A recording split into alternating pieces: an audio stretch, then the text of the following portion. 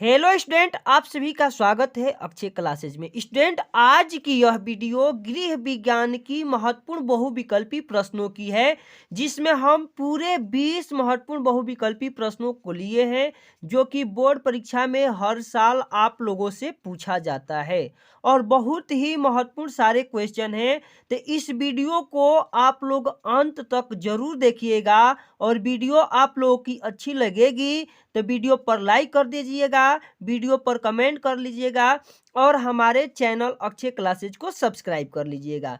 तो चलिए बिना देर किए वीडियो को स्टार्ट करते हैं और एक एक प्रश्नों को हल करते हैं। तो देखिए, आपका पहला प्रश्न है कि कूड़ा करकट नष्ट करने के उपाय हैं।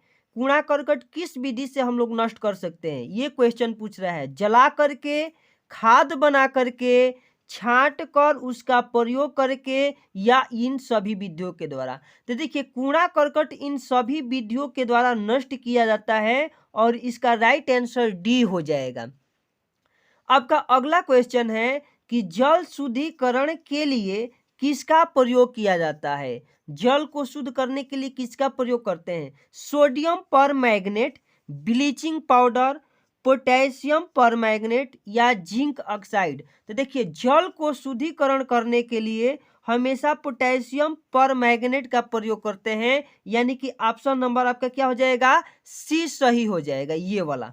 ठीक है। आपका अगला क्वेश्चन है कि 8 मार्च को मनाया जाता है। 8 मार्च को हम लोग क्या मनाते हैं, बताना है। अंतर्राष्ट्रीय महिला दिवस के रूप में मनाते हैं, बाल दिवस के रूप में मनाते हैं, पृथ्वी दिवस के रूप में मनाते हैं, या पर्यावरण दिवस के रूप में मनाते हैं। यानी कि 8 मार्च को हम लोग को याद रखना है कि अंतर्राष्ट्रीय महिला दिवस मनाया जाता है। क्या मनाया जाता है? अंतर्राष्ट्रीय महिला दिवस मनाया जाता है।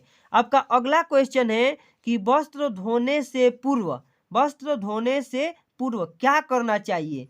तो फटा वस्त्र को सिल लेना चाहिए, बगल निकाल लेना चाहिए, या दाग छुड़ा लेना चाहिए, या इन सारे चीजों को करना चाहिए। आपका राइट आंसर है कि ये सभी। तो इसका राइट आंसर हो जाएगा ये सभी, मतलब कि सारी एक्टिविटी कर लेना चाहिए। ठीक है।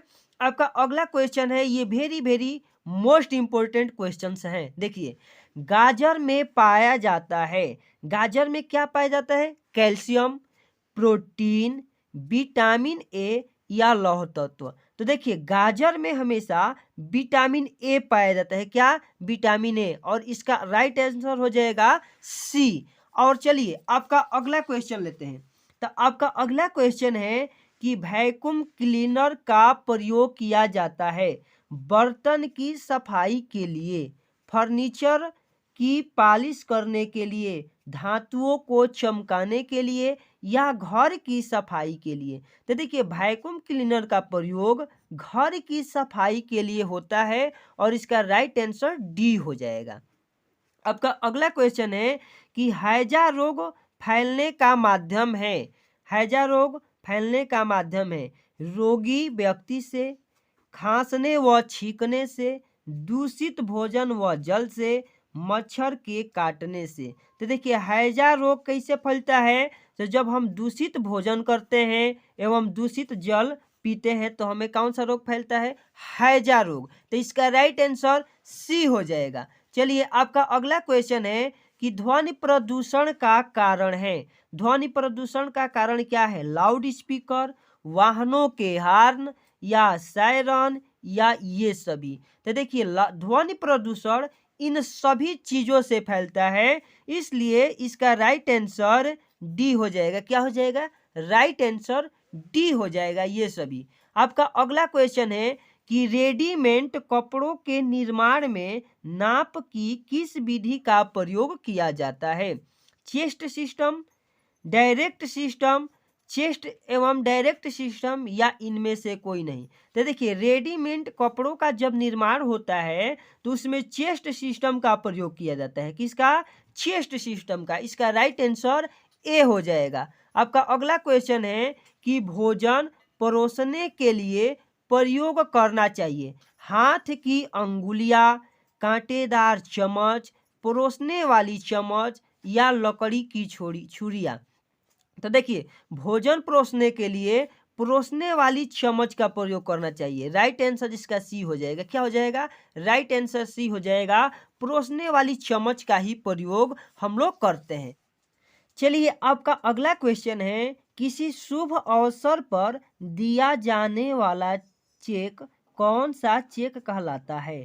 ट्रैवलर चेक, क्रॉस चेक, उपहार चेक या ऑर्डर चेक?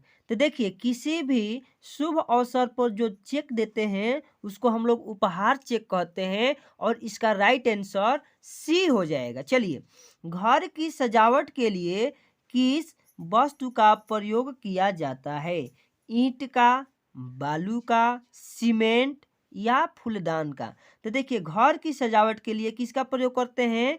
फूलदान का। तो इसका राइट आंसर डी हो जाएगा। आपका अगला क्वेश्चन है कि भूस्खलन का मुख्य कारण है औद्योगिकीकरण, नगरीकरण, वनोन्मूलन या ये सभी? तो देखिए, भूस्खलन का मुख्य कारण वनों का उन्मूलन है। इसका राइट आंसर सी हो जाएगा। आपका चलिए, अगला क्वेश्चन है कि एटीएस का इंजेक्शन किस रोग के बचाव के लिए लगाया जाता है? टिटनेस, डिप्थीरिया, हैजा या तपेदिक? तो देखिए, एटीएस का इंजेक्शन किसके लिए लगाते हैं? तो टिटनेस के लिए लगाते हैं। इसका राइट आंसर ए हो जाएगा। चलिए, आपका अगला क्वेश्चन है कि अधिक भोजन शरीर के लिए लाभकारी है, हानिकारक है, शक्तिवर्धक है या इनमें से कोई नहीं? तो देखिए, अधिक भोजन करते हैं तो वो शरीर के लिए क्या है? हानिकारक है। आवश्यकता से ज्यादा खाना नुकसान करता है।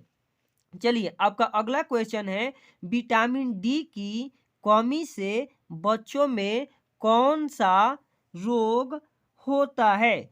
खुजली होता है, पेचिश होता है, रतौंधी होता है या रिकेट्स होता है? तो देखिए, विटामिन डी की कमी से बच्चों में रिकेट्स होता है। इसको हम लोग सूखा रोग भी कहते हैं। ये भी पूछता है कि सूखा रोग किस विटामिन के कमी से होता है? तो आप लोग मार देंगे आंसर कि विटामिन डी की कमी से। कौन सी कमी से? डी की कमी से। चलिए, आपका अगला क्वेश्चन है कि सूर्य की किरण से किस पोषक तत्व की प्राप्ति होती है? प्रोटीन, वसा, विटामिन डी या खनिज लवण? तो सूर्य की किरण से या सूर्य के प्रकाश से हम लोग को कौन सा विटामिन मिलता है या पोषक तत्व मिलता है? तो वो विटामिन डी मिलता है। चलिए, आपका अगला क्वेश्चन है कि स्टेनलेस स्टील के बर्तनों को किस चीज से साफ करना चाहिए? सिरका से, बीम से या सोडा से या राख से? तो देखिए, स्टेनलेस स्टील के बर्तनों को हमेशा बीम से साफ करना चाहिए। किससे? बीम से। आपका अगला क्वेश्चन है कि टाइफाइड के जीवाणु का नाम है।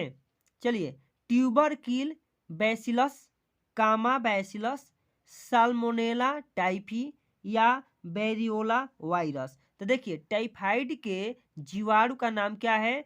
तो साल्मोनेला टाइफी है। क्या है?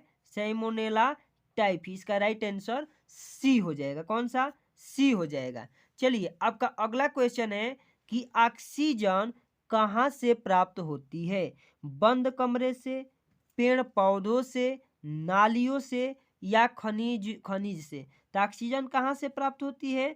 तो पेड़ पौधों से। कहाँ से? पेड़ पौधों से। इसका राइट आंसर बी हो जाएगा।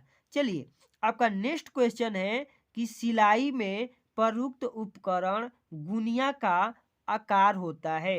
ये पिछले साल भी पूछा था, 22 में पूछा था, 23 में भी पूछा था। चलिए, एस आकार, के आकार, एल आकार, इनमें से कोई नहीं? तो सिलाई में प्रयुक्त उपकरण जो गुनिया का आकार होता है वो कौन सा आकार होता है? एल आकार का। कौन सा? एल आकार का। इसका राइट आंसर सी हो जाएगा। चलिए, आपका अगला क्वेश्चन है कि विटामिन सी का सबसे अच्छा स्रोत क्या है? मूंग की दाल है, आंवला है, दही है या चावल है? तो विटामिन सी का सबसे अच्छा स्रोत क्या है?